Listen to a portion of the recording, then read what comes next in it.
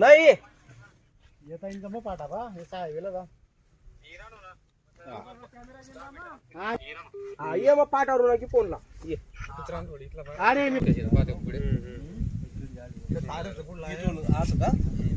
नाही पण ये हॅलो बोलतो त्या दिवशी आलो होतो आम्ही वन विभागामध्ये बिबट्याच्या संदर्भात निवेदन द्यायला. हा तर मी कांदा साहेब आता आम्ही जे आपला कांदा बोकायचो जिल्हा परिषद गट आहे ना त्याच्यामध्ये कुवारखेडा हे गाव आहे. हा कानडद्याच्या पुढे ते गाव आहे. तर त्या कुवारखेडा गावामध्ये ना बिबट्या दिसला या कुवारखेड्याच्या लोकांना काल सकाळी पण आणि संध्याकाळी पण. कुवारखेडा आणि त्याचे कानडद्याच्या पुढे त्याचे ठसे पण बघितले साहेब. आता मी स्पॉटवरच आहे शेतकरी तिथे. तर आमची अशी मागणी की बा तुम्ही पेट्रोलिंगसाठी तुमचे वन विभागचे कर्मचारी पाठवले आणि आपल्याकडनं जर समजा काही पिंजऱ्याची व्यवस्था करता येईल तर बघा. त्याचे लोक भयभीत झालेले आहेत साहेब.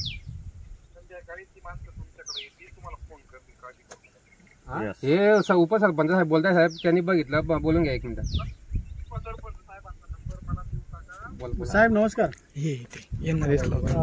म्हटलं काल संध्याकाळी पण गावाच्या जवळपास 200 मीटर अंतरावर तो बिबट्या येऊन थांबला होता. आणि ऍक्च्युली जो रहदारीचा जो रस्ता आहे ना छोटा गावा फाट्या ते गावाकडे येणारा तर त्या तिकडं एक मोटरसायकलवर त्याने झडप मारण्याचा प्रयत्न केलाय. तर त्याच्यामध्ये काय होईल साहेब त्याच्यामध्ये जर का जीवितहानी वगैरे काही झाली त्यानंतर जर का शासन जागृत झालं तर मग काय उपयोग नाही साहेब. आणि ऍक्च्युली आम्ही डिपार्टमेंटला फोटो वगैरे पाठवले तर ते आम्हाला सांगतात की हे फोटो लांडग्याचे आहेत. त्यांच्याशी बोलून घ्या वाटल्यास.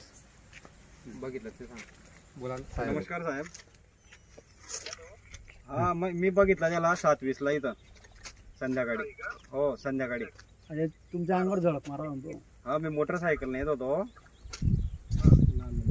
माझ्यासोबत लहान मुलगा होता माझा. तो मी थांबला तरी तो वापस नाही होत होता ना. मोटरसायकल लाडा झाला. साहेब साहेब नमस्कार. प्रमोद घुगे बोलतो साहेब. विषय असा आहे की आता आम्ही स्पॉटवर पण आले इथं. आम्ही काही फोटो वगैरे पण घेतले. विषय काय माहिती आहे का की ह्या लोकांना इथं शेतात येणं मुश्किल झालं. दुसरी गोष्ट तुम्हाला वस्तुस्थिती माहिती आहे. इथं आपल्या बोरकर साहेबांनी काय सांगितलं की लांडगा ते सांगून मोकळं होऊन गेलं. इथं अजून स्पॉटवर कोणी झालेलं नाही आमच्याशिवाय. आम्हाला अपेक्षा आहे की आपला एखादा व्यक्ती इथं कर्मचारी यावा त्यांनी बघावा. आणि दुसरी गोष्ट ट्रॅप कॅमेरा आणि 2 पिंजऱ्यांची मागणी आहे.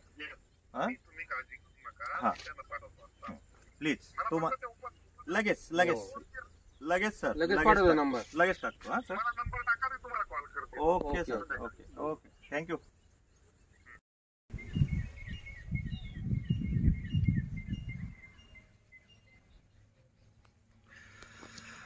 दादा काय सांगाल काय संदर्भ होता आज जमण्यामागे.